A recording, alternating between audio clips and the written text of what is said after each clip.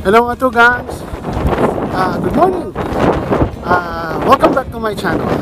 Ngayon mga gangs ay kasama ko yung mga kaibigan ko, si Dice, si Paul, at si Jan. Papunta kaming Tawang Farm and Eco Park dito sa, syempre, hindi ko alam kung Carolina yun or Bonbon, Camarines Sur. So, on the way kami ngayon at dumaan kami dito ngayon sa isang shortcut na papuntang Siyempre. Hindi na kasi kami dumaan doon sa main road dahil masyadong madaming sasakyan. So dito sa dinaanan namin talagang wala masyado dumadaan. So mamaya ulit mga tugangs, sana samahan nyo kami sa pagpunta sa Tawang Farm and Eco Park. So ito, nandito na kami ngayon sa Siyempre. Ito papuntang Siyempre to. Ito yung lulusot ng Carolina. Ito yung papunta ng munisipyo ng Bonbon. So andito na sa itong area na to is Bonbon area na to. Kasama ko si Dice, si Jan at si Paul. So yun, nagpahinga lang Toron. Yan, dito na kami sa Siyempre mga tugangs. Dito na kami. Agod. Nagka-cramps na ako kasi init. Hindi ko alam, wala ako sa kondisyon ngayon.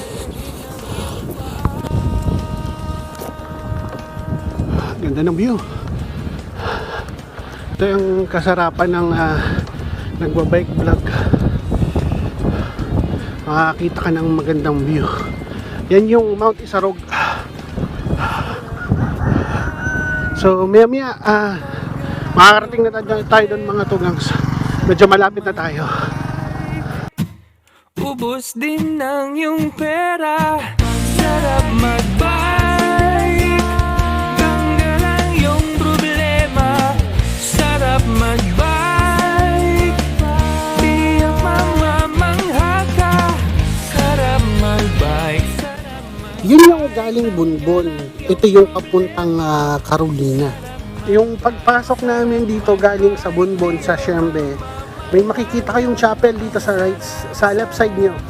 Tapos yung mag-turn left kayo, then dire-diretso na yan. Sundan nyo lang yung kalsada at may makikita kayong dito sa kanang bahagi na sobrang pababa na kalsada. Mag-right kayo doon. Pagkababa nyo mismo doon ng kalsada, andun na mismo yung entrance nung Tawang. Finally, na-meet namin ang owner and manager ng Tawang Eco Park na si Mr. Steven Abalayan. Nagkwentuhan muna kami at humingi kami ng permission para makapag-vlog kami sa area na to at pinayagan naman kami. At sa sobrang swerte namin, binigyan pa kami ng free tour ni Mr. Steven Abalayan. Ang lugar na ito, na-concept ko to as a farm. Dahil originally, I thought farming alone can really sustain a farmer. So, na-realize ko na farming is hard work, boring. Ay, hindi naman po. Hindi boring ang farming. Okay naman siya. Tapos, ito pa medyo challenging because of the weather. Yes, tama. Anyhow, there is the other benefit beyond farming, which is making our farmers very much well motivated to become farmers. So ganun, yung objective ko rito is to combine a mixture of not exactly plain farming. I want to bring in some lighter side of farming too. Actually, I'm more aware that I should introduce recreational farming. Dahil bagong concept itong naisip ko dahil sabi ko nga sa'yo, farming is hard work, challenging because of the weather. But actually, there's a side that you feel because of the economic inconvenience recently about farming and products. You find it really sometimes discouraging. Dapat the farmers should be helped, assisted, supported, because the farmers are the feeders. Tama. Sir, mga tugangs, andito na kami sa Tawang, Tawang Eco Park. Okay, welcome to Tawang Eco Park. Geographically, we are situated here in Barangay Pabrika, Barangay Pabrika. Calabanga, Camarines Sur. Kalabanga na. So, we are quiet here for a long time, not until we see the place. Pero childhood nga pa, ko pa, medyo dito na ako lumaki sa lugar na ito. Until na walang naghanap buhay at bumalik. So, ganun po man, geographically, itong lugar na ito ay agricultural. Pero meron kaming, we're blessed with rivers. We're also blessed with rolling terrain, fertile lands, and of course, yung tubig mismo, fresh water, which is a blessing yan ng Guam. Kailan pa ba ito, sir, nag-start itong Eco Park na ito? Itong place mo? The place has been here since the immemorial. Ah, I see. Pero farming na rin to. Pero nung mabili ko to, dati na itong naging quarry, naging nakalimutan na dahil malapit sa ilog, ukay, paliguan ng mga Yung mga kalabaw. kalabaw. Until finally, na-realize ko na there is something good about the place that I have mobilized some heavy equipment to free some big boulders such that the mud starts flowing rapidly and start cleaning the river. So the river becomes clear because of the fast run out of the river. Kasi sir, ang sobrang ganda ng place talaga. Talagang sobrang ma-appreciate ka lalo kung galing ka sa city na sobrang congested, Oo. stressful. Oo. Ang sarap talagang mag-stay dito or kahit mag-spend ka ng whole day lang dito, talagang sobrang talagang nakakatuwa kasi merong ganito palang lugar sa Calabanga. So yun ang nakakatuwa talaga. Although, medyo we're blessed dahil nagkaroon kami ng panahon na actually we did not fix the place because it is by itself been there. Even my bamboos were there all the time. Even the native trees have been there all the time. The river has been there all the time. And the amenities weren't there, but we just have to put it up in harmony with the requirement, with the needs. So ito yung art. Yung art ng entrance. Itong kunito, napaka-bare nito that is made up of local materials lang. Pero napaka-bare niya dahil hindi ko naman talaga binilisan. Pero because of the name, nagkaroon din siya ng pangalan tong lugar na ito na natawag yung nagkaroon ng kilala yung Tawang. Pero ever since Sitio Tawang is part of the Barangay Pabrika. So ito na ngayon, ginawa ko tong art na ito. Pero hindi ko na mabago dahil well publicized na ito sa Facebook. Oo nga po. So, it's parang unfair na sa mga original na pumupunta rito na I can change history and all where their fun are all missed out. Yes. Lalo yung mga family bonding na maliit pa sila. Ngayon, yung mga binatilyo ng mga anak, they have some stories behind already na. Mga purpose kasi talaga namin, kasi may mga kanya-kanya kami trabaho. Pupunta talaga kami dito para mag-distress. Oh, we need Tanggal that. na- We need that. Kailangan po, kaya nga talaga naghanap kami ng mga place ng ganito. Perfect para sa amin ng mga grupo. Or hindi lang sa grupo, pati sa mga families namin. Of course, na pwede of course, kami we need pumunta that. dito. Para makapag-relax naman, hindi naman laging dapat trabaho. Of course, masyadong saturated na, adulterated na ang activities natin dahil Yes. sa sophistication. Tama. What the place can offer is a simple, easy lifestyle. Yeah, tama po. Ang lifestyle dito sa probinsya, wala namang water supply dito. Oo. So So, the lifestyle evolve around rivers. Nandito nakaikot yung agriculture, food supplies, saka kahit mga social activities tulad ng mga picnic, ano, pero basically for hygienic daily requirements, people here in the countryside live around rivers. So, protecting them from quarrying, from pollution. Dahil, makikita mo, wala mga plastic. Oo nga po. I cannot do much dahil talagang natural na may mga dahon, may mga bato. So, this become part of the mga features dito na natural. So, hindi ko na maalala kung bakit nasa babaw itong batong malaking ito. So, yan, in the background is yung river bridge namin, footpath. So, itong ko na ito. Ito na po ba yung naikwento mo sa amin na river? Ay, na bridge? Oh, ito yung bridge. Ito yung kwento mo. Oh, since 2010, na may construct ito, dalawang layer ito dahil yung una kong ginawa, medyo mababa. Medyo mababa ang ginawa ko rito. Na-realize ko na yung mga runoff, may mga dalang yun eh. Mga rakpa ang tawag namin doon, mga runoff. Garbage, mga rivers, mga driftwoods. Yes. So, tinaas ko pa to. Pangalawang layer. Pero pag malakas talaga yung bagyo, Tumataas talaga. umaapaw pa rito ang tubig. Umaapaw pa. Nakakatawid dito pag may bagyo, nakakatawid. So, naging part din to ng community itong bridge na ito.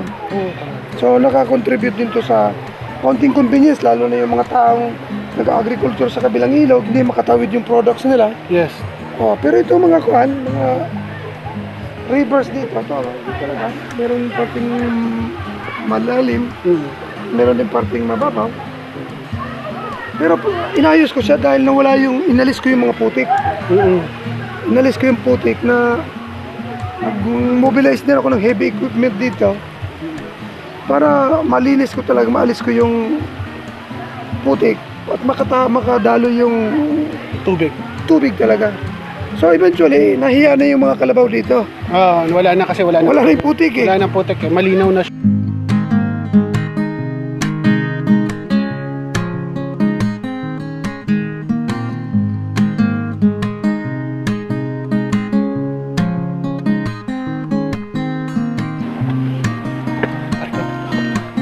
So, anong place to, sir? Okay, this place. Nakatawid na tayo sa Inarian River. Inarian River. So, ito yung Inarian River. Okay. So, this part is still an extension of the Eco Park, but this is where the farming starts. So, kung nandun yung mga farming, mga parking, nandun yung mga visitors, they're just wandering around, easy. But here, the farming starts. Extended portion pa rin to ng Eco Park. Pero this is where the farming, as you can see the basic feature of farming features. May kareta nandyan, may bakod, may kambing, may mga niyog. Tapos, meron kaming open canal ng buwan. Pero nandyan sa kabila yung extension ng Eco Park. Ang sarap ng buhay dito, sir. Kahit malayo ka sa sibilisasyon, at least pagising mo ng umaga, presko, Oh, this relax. is the best that you can have. People are missing this type of experience. You know? Yes, tama po. Actually, overnight is not enough, to be honest. Yes. I encourage them to be involved in farming for recreational purpose. Now, I don't want to compel them to become farmers, but they have to do it leisurely and recreationally as farmers. I know that farming is big investment. It is serious business. But some people find it difficult to do. Ang problema kasi, to be a farmer, you should be physically fit. Yes, tama po. Kaya mo magbitbit ng asada, asarol, kaya mo magbitbit ng pala, at medyo may kaunting pang itak na pang linis, pang gamit. Opo. Okay. So, you have to be fit. Tama po. You have to be fit as farmers. Tama yan. Pag may pantalan ako rito, dito kasi talagang malalim ito. Malalim talaga to, sir. So, we provide them flotation device. Yan yung mga matatapang dito. Oo. Dito, pinaprove nila yung Ito pong mga kasama ko, matatapang to sa malalim. Ako po, hindi ako matapang. Duwag ako. I suggest you don't go to the water without flotation device. Ito po, swimmer po ito. Swimmer ito. Oh, very good. Mga ilang feet po kaya to, sir? Mababaw lang yan. Mga Lampas tao. lampas tao. Pero sa probinsya, dito sa probinsya, I told you, you will find enjoyment within. May mga ilaw yan, may mga kuryente yan. So, dinaan na nga lang ito ng bagyo paha last year. So, mabuti nakasurvive siya. Oo nga po. Pero gusto ko, Apo. Sobrang ganda po talaga. Sobrang ganda. So, sir, dito sa place na to, kung magi-stay kami, for example, kung magi-stay po kami, magka-camping po kami, magkano po kaya yung mga babayaran namin? ka-quantify natin yung volume, kung gaano kayo kadami. Konti lang naman po hindi naman po kami magsasampo. So, parang isang squad lang kayo. Asong squad lang po. Isang squad. Tropa lang talaga po. Dahil when it comes to camping, para tayo mga Boy Scout niyan. Yes. Merong scout leader, Yes. merong pointman, at merong tailman. Ito yung point man. Ako po yung tailman. Oh, Laging nasa huli pag nagbabike. oh, yung mga pointman, yun mga palaging nauunang nalalasing. Ay, Hindi ako yun. Hindi ako yun. Tapos yung mga tailman, yun yung mga dumadampot mga nalalaglag. Mga kung may mga lalaglag na bote, baso. Parang nakaka-relate ako doon. Point, hindi pala ikaw pala yung point. Oh. Sige. Dahil kahit mga drinkers yan, well organized yan eh. Yes. Well organized. Pero po, kung sakali, magkano po kung hindi naman po maximum of 10 persons. Magkano po kaya mga babayaran? Oh, pero kasi mga cosmopolitan people kayo, you're not accustomed to share rooms, do you? Actually po, camping lang talaga siya. More on, magdadala po kami ng mga tents na. Tents. Yes po. So you'll be sharing tents or May mga kanya-kanyang tents na rin po. kanya-kanya ka mag-tents? Oh, so you won't be accommodating any rooms. So you'll be out there. Yes po, more experience nature Are talaga. you overnight. sure you can survive mosquitoes? For me, okay lang. May net po yung yung Okay, may very net good. kasi My yung, provision. yung namin. May How- mga tents namin. How about ants? Ants? Hindi naman big deal po sa amin. Kasi nga kami, mga nature lovers po nga kami. Okay, they're friends. Talagang kami. You have some snake friends too? Ito, mahilig to sa sa mga to. Wala pong problema. Ito yung isa sa mga namin. Ano ba ang tatawag namin? Guardia. Oh, Guardia Civil. dahil kasi dito, pag nag-overnight tayo, meron dapat isang matitirang hindi pagod, hindi tulog. Oo po, kaya po. Wala problema. She's going to do the first round of watch. Most of the time po, lahat naman kami. Lahat naman po kami kasi Umaga na kami pag uwi at saka lang matutulog. most of the time kasi talaga po, minsan nagkwentuhan lang. Hindi naman po kami pupunta dito para uminom, para mag-enjoy talaga, mag-distress talaga. Right. Okay rin yan, maganda rin yan.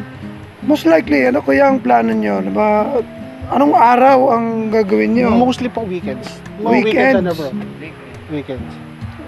Ngayong summer, eventually, o... Hopefully, baka nga by next month. Next month. By next Mayo month. pa si ate. Pa si ate. By Hindi next, pa man to sigurado si Roma. Red. Kasi kung ano kahit summer dito sa lugar nito sa Tawang, because of humidity within the locality, umaambon, ibig sabihin, there's a little of drizzle of Apo. fine rain. yeah po. Alam ko po yan. There's no guarantee that you will stay dry. Okay lang po. So, on tents, water can seep within. So, you don't mind getting Kami wet. po, wala po kami, mga Kasi ano kami, mga coverage. 10 minutes na, Magano po yung mga tumatagos yung ano, yung tubig sa tent. dahil sooner, you might be tempted to use the huts. Just in case po, magano yung mga ganyan, sir? Ang kuha naman, isang huts dyan cost only 300 pesos. Okay. That is on daylight operation. Pero pag gabi, medyo, we have to charge you with electricity. Mm-hmm. Saka, we detail extra people. Kasi kailangan nyo ng For security. security.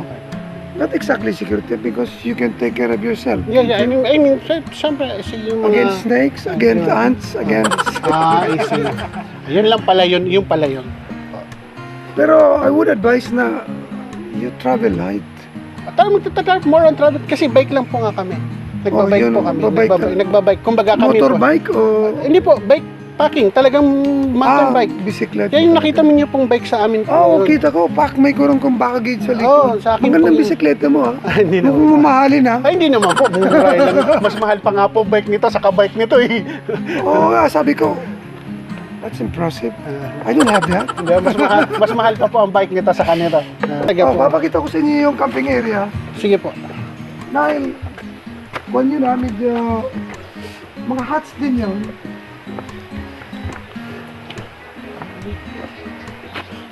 So kasi kung ito, medyo pag weekend kasi, may mga tao rin dito. Na, although gabi kayo pupunta, Opo. hapon, kakaunti naman ang tao. So lang yan, may bagong dating pa lang. Ayun nga po eh. Mga bagong dating. Saka hindi, Juan, ito namang area ito. Dito sila Marites. Ah, si mga Marites. Dito pala nagkwentuhan ng mga ate. Marites pala dito. Dito tumitigil sila Marites. Ah. Dahil dito, solong-solo nila ang lugar. Shoutout po sa mga Marites dyan. Shoutout dito po Yung kaya. mga tugang naming Marites, ito, pwede rito.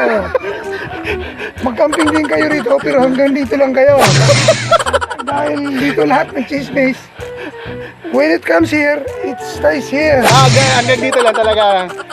Oh, dahil ito yung chismis area namin. So, kahit kami mga farmers, Apo.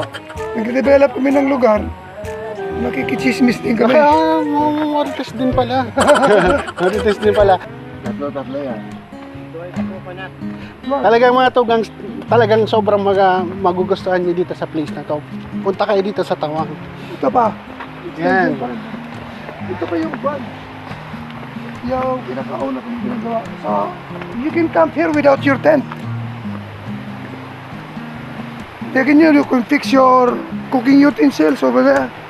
So, diba? Pwede mong ilagay ang tent mo dyan. Apo. This is talaga design total. Dito kami nag-aayos ng mga palay dati.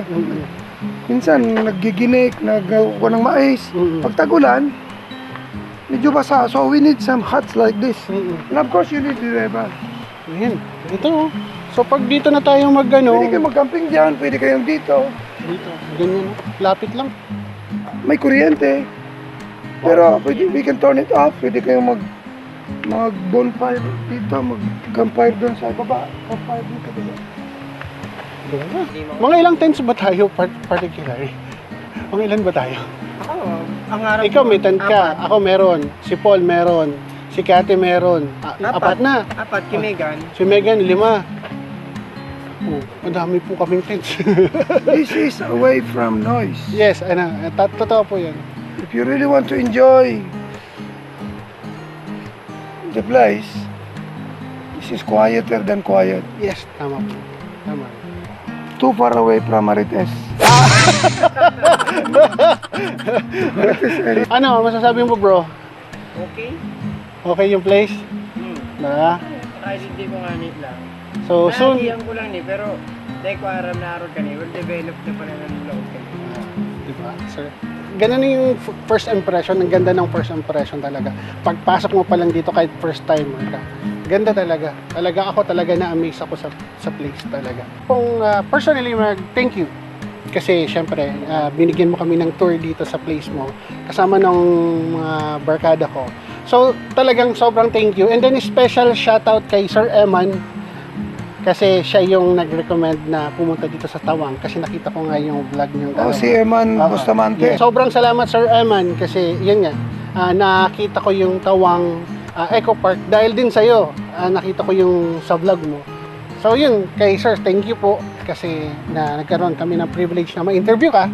Yeah, At the same time, makapasyal dito sa place na to and mag-enjoy kami. Although hindi naman kami nag-swimming pero soon babalik po Yeah. Yes, welcome to Tawang Eco Park. Everybody's invited to come and see the place. And what we're offering always is genuine, authentic Bicol countryside experience.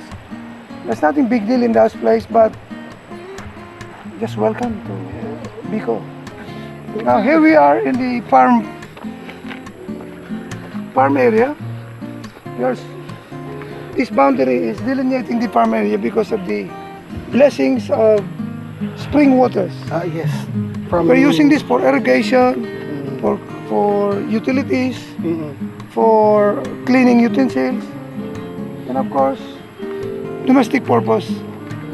So, galing sa spring yan. Galing. Kalat lang yung pagkatag. Ito sir, for rent din ito, for public. For use na rin yan. For use na May din. iko na rin yan, may water supply, kuryente. Napicture lang na bagyo. How much daw yan sir yung place na yun? Per 4, kwarto, 300 lang, big deal. 300? Morning, 300. Overnight. Overnight? 300? Talaga? Merong kwan, pwede kami mag-provide ng katre. Kawayan, mga Ba't kawayan. naghahanap pa tayo ng malalayo? Ito palang mas malapit, mas mura pa.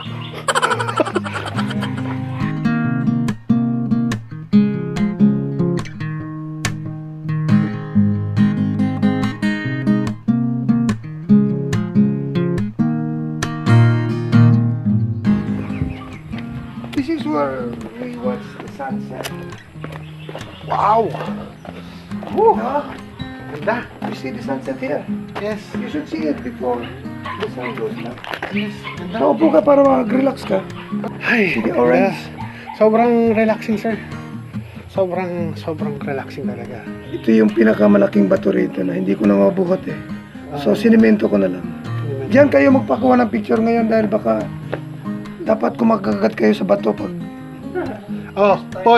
Paul, ikaw nang bahala magkumagat ng bato ha. baka may sumama sa inyong engkanto eh.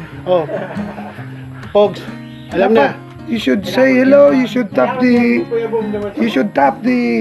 rock May nag-iba, may nag-iba na naman. na para kuhan. Sige po. Say hello. So, and at least as respect na lang din siya sa mga... Respect. As ano na lang dito. Gagawin na lang natin sir yung sinabi mo. Say hello. Say hello and we say hello. Yan, tama po yan.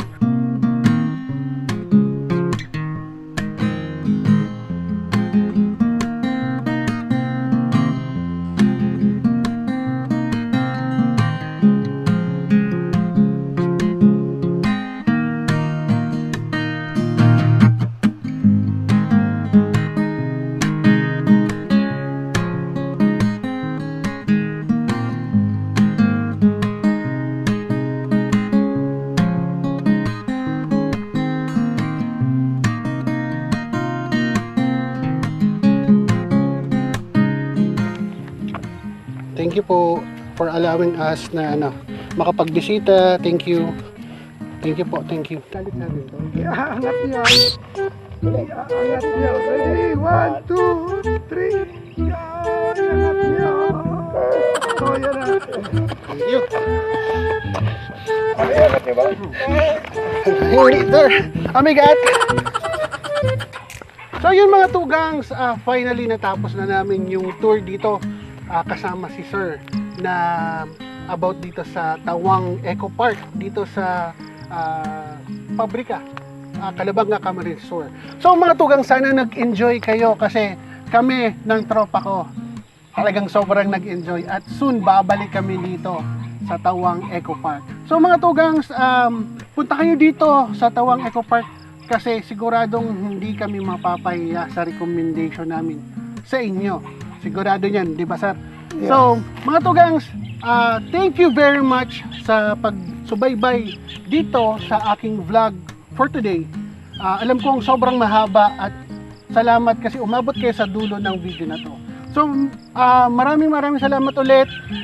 Please subscribe, like, and share po ng aking vlog na to para matulungan natin si Sir na ma-promote yung kanilang place na to para sa inyo. So, meron silang FB page, ipalalagay ko na lang dyan sa screen, Tawang Eco Park. At pwede nyo silang i-search sa Google Maps at madali kayong makakapunta dito. So mga tugangs, thank you very much ulit. And see you on my next vlog. Always remember, God is good all the time.